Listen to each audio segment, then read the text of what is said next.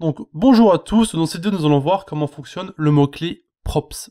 C'est parti. Alors le mot-clé props est en fait un raccourci pour propriété. Ce mot-clé va servir à importer des données d'un élément parent vers un élément enfant. Donc je sais que les débutants ne comprennent pas ces termes, alors je vais prendre un exemple pour que vous puissiez mieux comprendre. Donc ce que je vais faire, c'est que je vais aller dans mon explorateur. Donc ici nous sommes dans le dossier React et Redux, qui est le dossier parent de ces 4 sous-dossiers que nous avons ici. Le dossier New App que nous avons ici est un enfant du dossier React et Redux, puisqu'il se trouve à l'intérieur de ce dossier. Maintenant, si je vais dans mon dossier New App, eh bien en fait, le dossier public est un enfant du dossier New App, puisqu'il se trouve à l'intérieur de ce dossier. Voilà.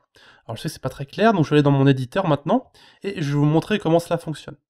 Donc dans la vidéo précédente, nous avons créé un composant que nous avons importé dans le composant principal. C'est-à-dire que le composant test compo que nous avons ici est un enfant de notre app.js. Donc ici, le test.compo que nous avons là, c'est justement un enfant du composant principal, étant donné que le composant se trouve dans app.js, qui app.js étant le parent de test compo. Pour revenir à notre mot-clé props, donc il va permettre justement d'utiliser les propriétés venant du composant parent directement dans test compo.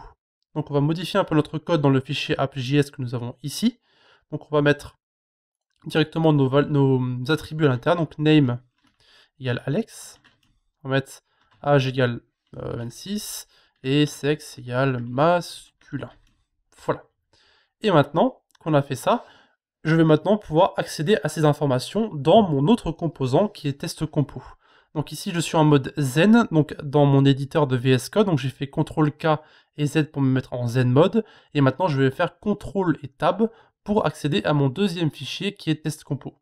Donc c'est des raccourcis de clavier de VS Code, donc vous pouvez utiliser ce que vous voulez, comme vous voulez pour accéder aux deux fichiers, donc vous pouvez très bien utiliser VS Code par défaut, et accéder ici à app et test compo comme on le fait d'habitude. Jusque moi c'est juste une question de pouvoir lire mon code plus simplement. Voilà. Maintenant, ce que je vais faire, c'est que je vais justement essayer d'accéder aux composants, enfin aux attributs que j'ai créés plus tôt, directement ici. Donc là, ce que je vais faire, c'est que je vais créer plusieurs curseurs en appuyant sur Alt et en appuyant sur ma souris, et je vais créer un truc ici qui sera pareil pour tous, donc 10.props, et maintenant on va devoir les modifier un par un. Donc pour le nom, c'était name, pour âge, c'était âge, et pour le sexe, c'était sexe. Voilà. Donc je rappelle que j'ai déjà lancé mon serveur ici, en faisant npm start. Voilà, donc mon serveur est toujours lancé, comme je l'ai déjà dit. Maintenant, vous pouvez voir que dans notre application sur le navigateur, c'est toujours la même chose. On a toujours notre nom, notre âge et notre sexe. Voilà. La question que vous pouvez vous poser maintenant, c'est la suivante. Pourquoi faire cela si nous pouvons marquer les informations directement dans notre composant? Eh bien, c'est très simple. C'est pour pouvoir réutiliser notre composant sans avoir à chaque fois à retaper toutes les informations. Ça veut dire par exemple que surtout sur mon éditeur ici et que je vais sur mon fichier principal, donc app.js, eh bien, si je rajoute un deuxième composant similaire ici et que je modifie simplement les informations, donc on va faire un petit test, je vais mettre Justine ici, ensuite je vais mettre 25, et ici donc c'est féminin. Voilà. Et bien maintenant, ce qui va se passer, c'est que si nous allons dans notre navigateur, vous pouvez voir que les informations sont de nouveau marquées ici, sauf que j'ai Alex 26 masculin et Justine 25 féminin, et ces informations ici se sont affichées sans que je modifie mon composant qui est ici. Voilà, donc en fait, ça nous fait gagner en vitesse, et ça nous fait gagner en... si jamais on modifie une donnée, et bien elle se met automatiquement à jour dans tous nos composants où nous utilisons ces informations. Par exemple, si je mets ici, je modifie, que je mets mon vrai prénom, donc Alexis, que je gagne une année, etc., vous pouvez voir que si je vais dans mon application ici, ça se change automatiquement. Voilà.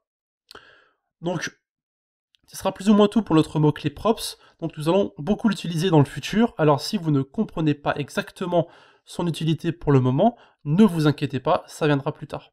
Donc comme d'habitude, si vous avez des questions à poser, vous avez les commentaires de YouTube ou bien encore le Discord de la communauté. Je vous vois dans un instant pour la prochaine vidéo. A de suite. De plus, n'hésitez pas à visiter nos différents réseaux, donc eux aussi dans la description, Discord, notre blog, Facebook, Twitter, Google+, etc.